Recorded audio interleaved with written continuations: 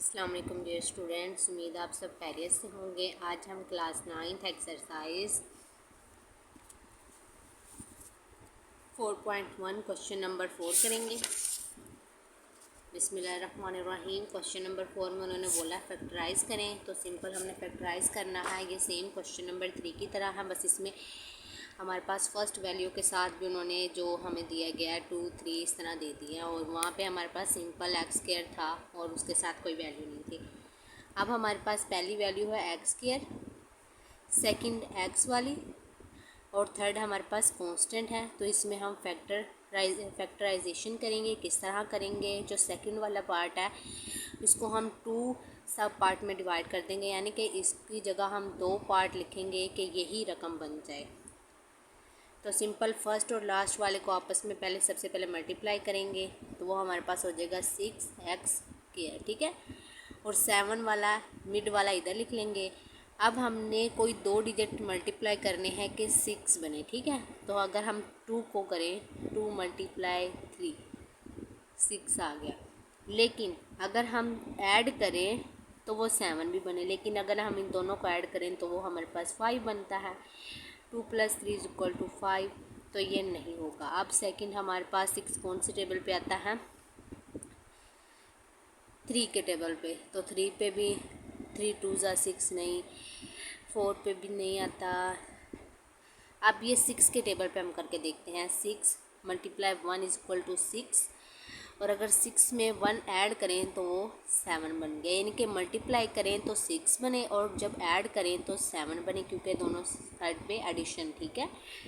तो अब ये कंडीशन दोनों सेटिस्फाई कर रही हैं, तो हमारे पास आ जाएगा 6 × 1, और 6 में जब 1 ऐड करेंगे तो हमारे पास 7 आ गया, ठीक है। अब हम 7x की जगह लिख देंगे 6x प्लस x, और लास्ट वाली एज इट इज़, और प्लस फर्स्ट वाली एज इट इज़, ठीक है। समझ आ गई यहाँ तक? अब यहाँ से आगे क्या करेंगे? इन दोनों में से क्या कॉमन आ रहा है? 2 भी कॉमन आ रहा है, क्योंकि 6 2 के टेबल में आता है, और x भी कॉमन आ रहा है, तो हम 2x कॉमन ले लेंगे। बाकी यहाँ पे बच गया 2 तो कॉमन ले लिया, और एक x की पावर कॉमन ले ली, 1 बच गई। प्लस अब 6 को जब 2 पे डिवाइड करते हैं तो आंसर आता है 3, तो यहाँ पे आ जाएगा 3, x चूँकि हमने कॉमन ले लिया है। अब इनमें से हम +1 कॉमन ले लेते हैं, तो यहाँ पे आ जाएगा x + 3 एज इट इज़। अब इन दोनों में x + 3 कॉमन आ रहा है, तो ये आ जाएगा x + 3, और बाकी 2x + 1।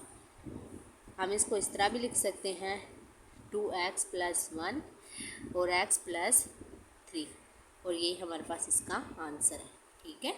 समझ आ गई?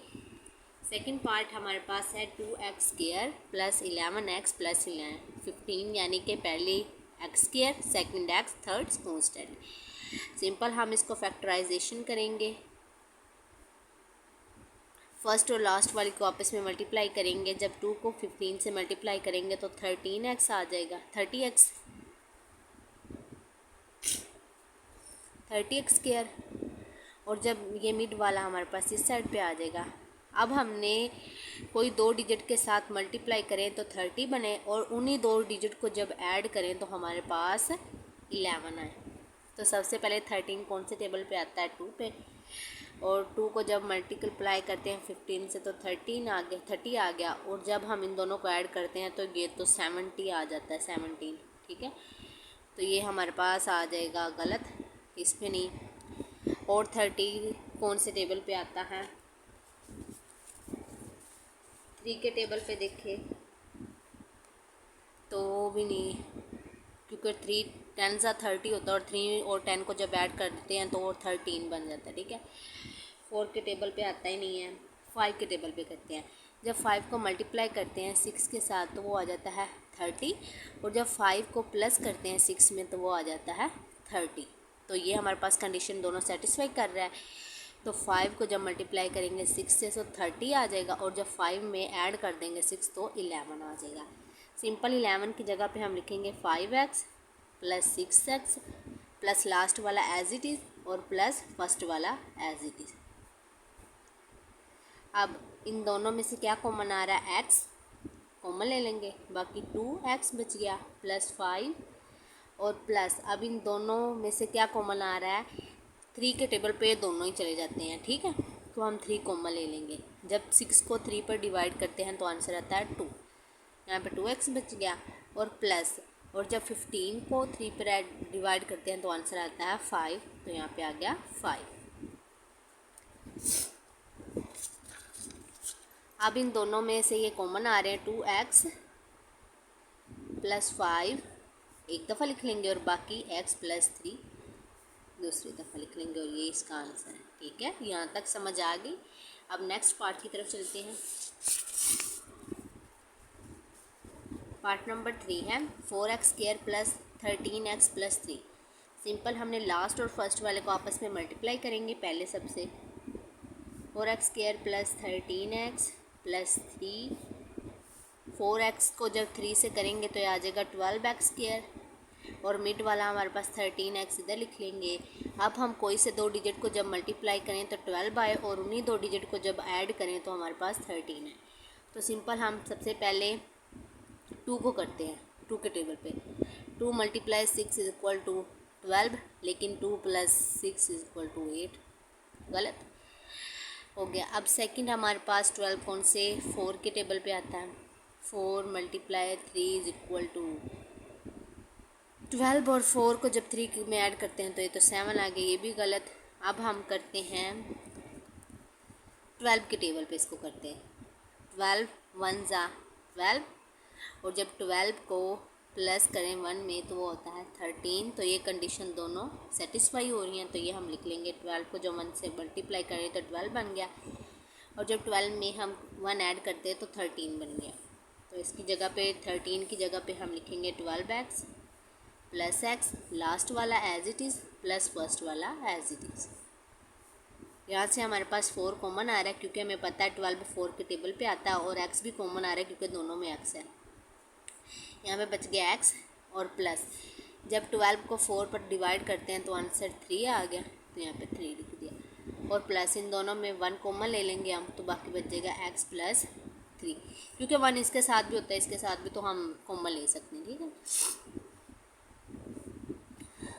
अब इन दोनों में ये कॉमन आ रहा है x प्लस 3, कॉमन लिख लेंगे, और ये आ जाएगा 4x प्लस 1, और ये हमारे पास इसका आंसर है, ठीक है। नेक्स्ट पार्ट है 3x² प्लस 5x प्लस 2। सबसे पहले क्या करेंगे, लास्ट और फर्स्ट को आपस में मल्टीप्लाई करेंगे।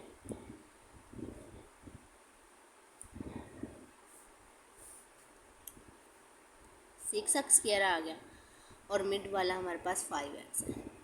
अब हमने ऐसे 2 पॉइंट को मल्टीप्लाई करें कि 6 बन जाए, और उन्हीं 2 पॉइंट को जब ऐड करें तो 5 बने। तो वो हम सबसे पहले 2 के टेबल पे स्मॉलेस्ट पॉइंट ढूंढते हैं, पहले छोटे टेबल से बड़े की तरफ चलते हैं। तो 2 को मल्टीप्लाई करें 3 से इक्वल टू 6, और 2 + 3 इक्वल टू 5। तो ये हमारे पास दोनों कंडीशन सेटिस्फाई हो रही हैं।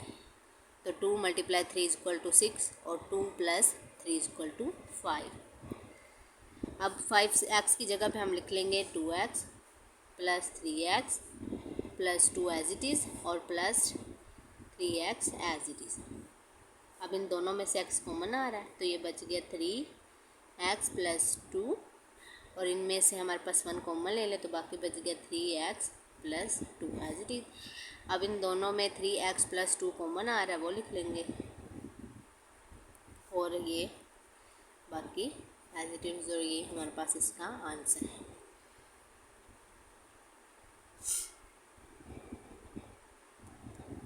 नेक्स्ट पार्ट हमारे पास पार्ट नंबर 5 है 3y² plus 11 -11y is plus 6, ठीक है। फर्स्ट और लास्ट वाले को आपस में मल्टीप्लाई करेंगे। फर्स्ट 3 है और लास्ट 6 है। 3 को जब 6 से मल्टीप्लाई करते हैं तो 18y² आ गया, और मिड वाला हमारे पास है 11y, ठीक है।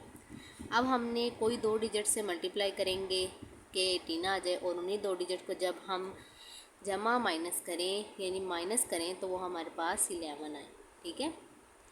सिंपल, हम 2 को जब 9 से मल्टीप्लाई करते हैं तो आंसर आता है 18, और जब 2 को ऐड करते हैं 9 में तो आंसर आता है 11।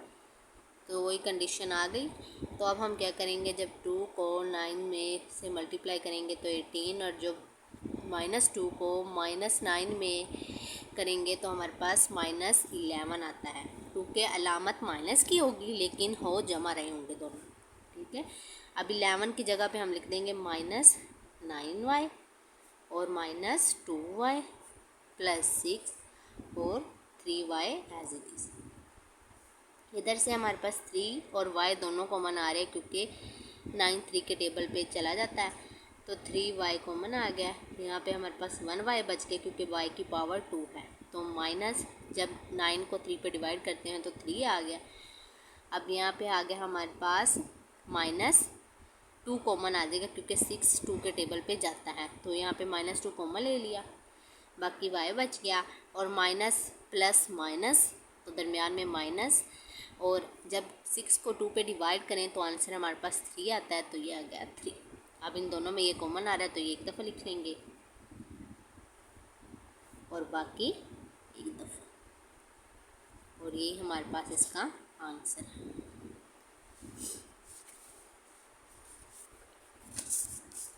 नेक्स्ट पार्ट की तरफ चलते हैं। पार्ट नंबर 6 है 2y² - 5y + 2। अब फर्स्ट और लास्ट को जब आपस में मल्टीप्लाई करते हैं तो 4y² और मिड वाला हमारे पास 5y। अब हमने कोई दो डिजिट को आपस में मल्टीप्लाई करें तो 4 आए, और इन दो डिजिट को जब माइनस करें तो हमारे पास 5 आए क्योंकि अलामत माइनस की, ठीक है। तो सबसे पहले 2 के टेबल में करते हैं, तो 2 × 2 = 4 आ गया, लेकिन जब इन दोनों को ऐड करते हैं तो तब भी 4 आ गया, तो ये तो नहीं आएगा। 3 के टेबल पे आता ही नहीं है 4। अगर 4 को 1 टाइम मल्टीप्लाई करें तो 4 आ गया, और 4 में जब +1 करें तो हमारे पास आंसर 5 आ गया। तो ये दोनों कंडीशन सेटिस्फाई हो रही है इसके साथ। तो 4 × 1 = 4, और 4 में जब हम -1 करें और -4 करें तो आंसर 5 आएगा, लेकिन अलामत माइनस की। तो 2y² - 5 की जगह पे आ जाएगा -4 -y + 2।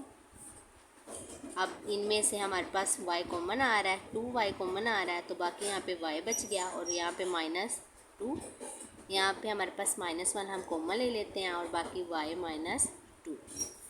अब ये y - 2 एक दफ़ा और 2y - 1 एक दफ़ा, और ये हमारे पास इसका आंसर है। नेक्स्ट पार्ट है 4z² - 11z + 6। सिंपल हमने इसमें क्या करना, फर्स्ट और लास्ट को आपस में मल्टीप्लाई करेंगे तो वो हमारे पास आ जाएगा